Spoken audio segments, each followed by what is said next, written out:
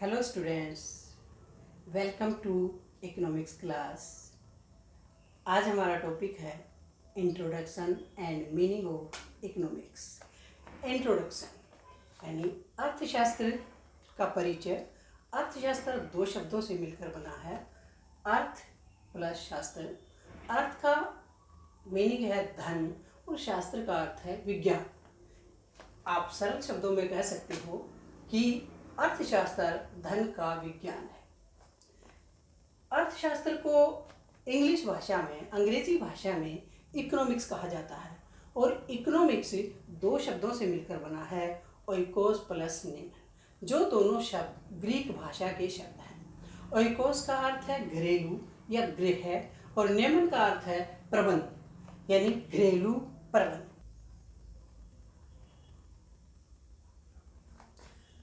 अर्थशास्त्र में आर्थिक क्रियाओं का अध्ययन किया जाता है। वे आर्थिक क्रियाएं हैं उपभोग, उत्पादन, विनिमय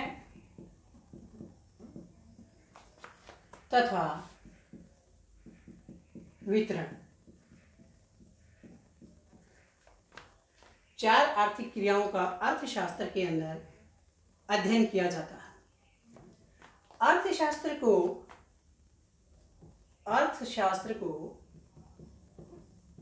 विकासशील अर्थशास्त्र कहा जाता है। विकासशील अर्थशास्त्र भी कहा जाता है।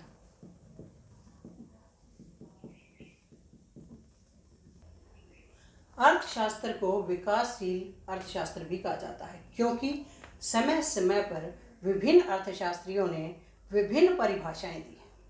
तो परिभाषा पर आते हैं तो सबसे पहले डेफिनेशन ऑफ इकोनॉमिक्स यानी अर्थशास्त्र की परिभाषा। सबसे पहले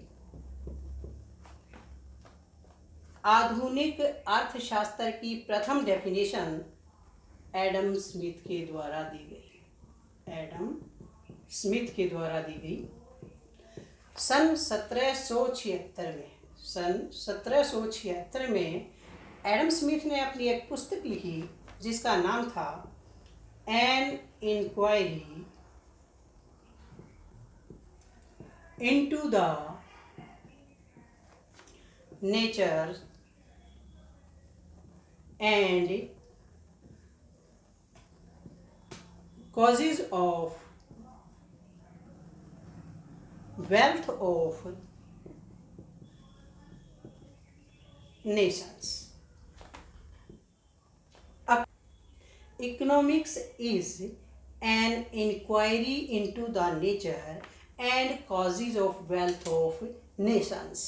यानी राष्ट्रों के धन की प्रकृति तथा कारणों की खोज से है। यानी अर्थशास्त्र राष्ट्रों के धन की प्रकृति तथा कारणों की खोज से है।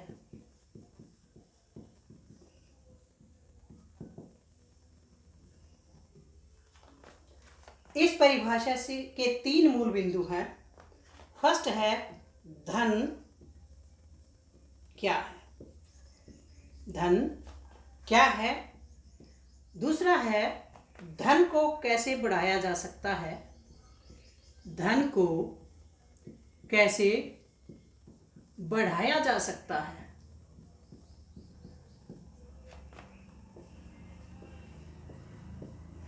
और थर्ड है बचत और निवेश। बचत एवं निवेश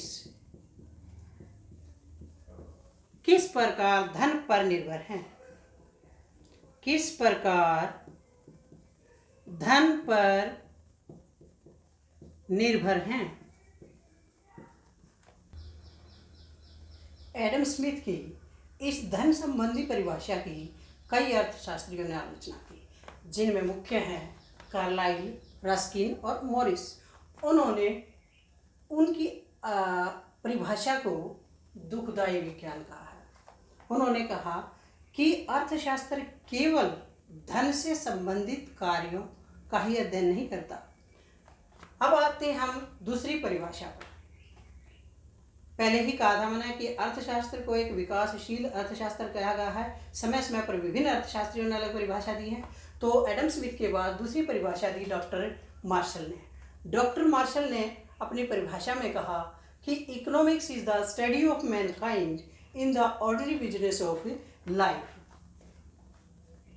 it examine that part of individual and social action which is most closely connected with the attainment and use of material requisites of well-beings। Marshall के अनुसार कि ऐसे सामाजिक मनुष्यों का अर्थशास्त्र के में अध्ययन किया जाता है जिनका घनिष्ठ रूप से कल्याण बढ़ाने वाले भौतिक कार्यों से है। यानी तीन मूल बिंदु मार्शल की परिभाषा के हुए अगर हम उसकी व्याख्या करते हैं, इसमें है कि भौतिक कार्यों का अध्ययन किया जाता है, केवल समाज में रहने वाले मनुष्यों का अध्ययन किया जाता है, उनके भौतिक कार्यों का अध्ययन किया जाता है और उसके साथ साथ वे कार्य जो है कल्याण बढ़ाने वाले हों। मार्शल ने जब ये अपनी डेफिनेशन दी तो उनकी एक पुस्तक यानी 1890 में उन्होंने अपनी पुस्तक लिखी थी principle of economics. Principles of economics 1890 में।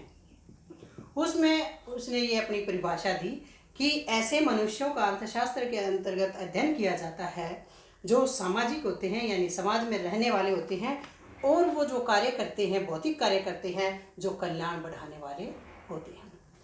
मार्शल की इस डेफिनेशन का रॉबिन्स ने इसकी आलोचना की और उन्होंने कहा, क्योंकि तीन मूल बिंदु इसके भी आए हैं, रॉबिन्स ने कहा इसकी आलोचना करते हुए कि अर्थशास्त्र में केवल समाज में रहने वाले व्यक्तियों का ही अध्ययन नहीं किया जाता। समाज में रहने वाले रॉबिन्स ने मार्शल की परिभाषा की आलोचना की और कहा केवल समाज में रहने वाले व्यक्तियों का ही अध्ययन नहीं किया जाता, जो अर्थशास्त्र में उन सभी मनुष्यों की आर्थिक क्रियाओं का अध्ययन किया जाता है, चाहे वे समाज के अंदर रहते हों या समाज के बाहर रहते हों। उन्होंने ये भी कहा केवल मनुष्यों के भौतिक कार्यों का अध्ययन नहीं किया जाता, अर्थशास्त्र में भौतिक और अभौतिक दोनों प्रकार के कार्यों का अध्ययन किया जाता। तीसरे बिंदु की उसने आलोचना की, परिभाषा की कि केवल कल्याण बढ़ाने वाले कार्यों का ही इकोनॉमिक्स में अध्ययन नहीं किया जाता, बल्कि उन सभी कार्यों का अध्ययन किया जाता है, चाहे उसे कल्याण में वृद्धि हो या वृद्धि नहीं हो। तो ये मार्शल की डेफिनेशन थी। इसका दूसरा नाम है वेलफेयर, मटेरियल वेलफेयर डेफिनेशन, यानी भौतिक कल्याण संबंधी परिभाषा।